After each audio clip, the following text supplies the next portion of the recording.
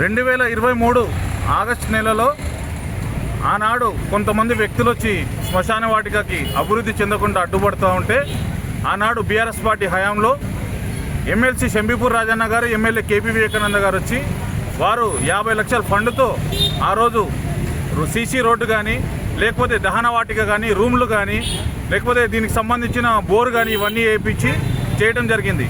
దాని తర్వాత అధికారంలోకి వచ్చిన కాంగ్రెస్ పార్టీ ఈ యొక్క శ్మశాన వాటికని ఒక డంపింగ్ యార్డ్ లాగా చేస్తూ ప్రగతి నగర్ ప్రజలకి అందుబాటులో లేకుండా ఈ యొక్క శ్మశాన వాటికని అభివృద్ధి చెందకుండా అడ్డుకుంటా ఉన్నారు.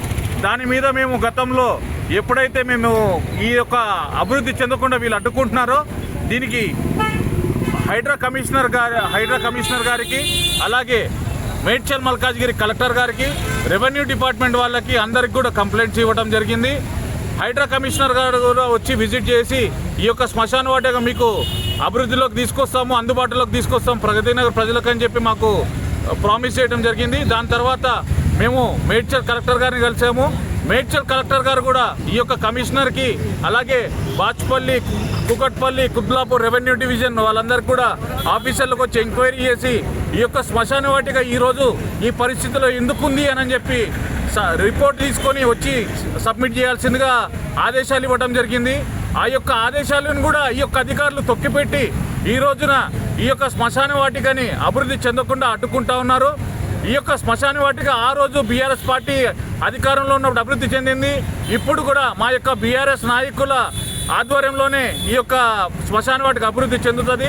అలాగే ఇరిగేషన్ డిపార్ట్మెంట్ వాళ్ళు గత సంవత్సరం రోజులుగా అనేక నోటీసులు ఈ యొక్క మన నిజాంపేట మున్సిపల్ కమిషనర్ గారికి కానీ, అలాగే బాచ్పల్లి తహసీల్దార్కి కానీ చెప్పి ఈ యొక్క చెరువుని సుందరీకరణ చేయాలి. అలాగే ఆ రోజు కలెక్టర్ గారు గత పంచాయతీ టైంలో 2 ఎకరాలు శ్మశాన వాటిక కేటాయిస్తే ఈ యొక్క ఆ టైంలో ఉన్న గ్రామ పెద్దలు దాన్ని సబ్స్టేషన్ గాను, లేకపోతే కొన్ని ప్లాట్లు అమ్ముకొని, లేకపోతే ప్లే గ్రౌండ్ గానో, లేకపోతే పార్క్ గానో చేసి ఈ యొక్క ప్రగతి నగర్లో ఏవైతే శ్మశాన వాటిక స్థలం కేటాయించారో ఆ స్థలం కేటాయించకుండా ఈ యొక్క చెరువు పక్కన గవర్నమెంట్ ల్యాండ్ అని చెప్పి దీంట్లో శ్మశాన వాటిక అని చెప్పి బోర్డు పెట్టి కొన్ని కార్యక్రమాలు చేయడం జరిగింది.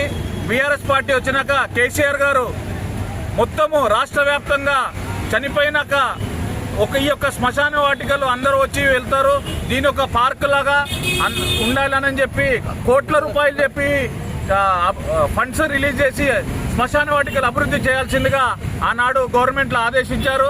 అనేక శ్మశాన వాటికలు ఈరోజు నిజాంపేట చూస్తూ ఉంటే 4 నుంచి 5 కోట్ల రూపాయలు వెచ్చించి ఎంతో బ్యూటిఫుల్గా అభివృద్ధి చేశారు నిజాంపేటని.